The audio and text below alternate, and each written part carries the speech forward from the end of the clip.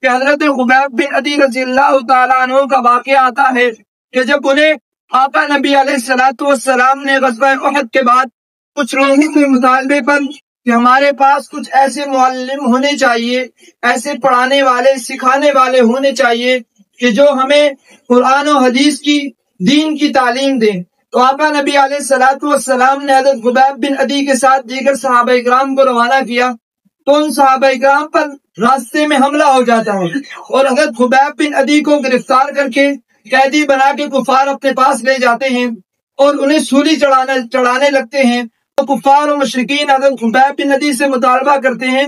کہ اگر آج ہم یہ تمہیں کہیں کہ ہم تمہیں چھوڑ دیتے ہیں اور تمہاری جگہ نعوذ باللہ محمد الرسول اللہ صلی اللہ علیہ وسلم کو سولی چڑھا دیتے ہیں، تو حضرت خبیب بن عدی نے کہا کہ میں خبیب یہ گوارا بھی نہیں کرتا کہ خبیب بن عدی کو چھوڑ دیا جائے اور محمد رسول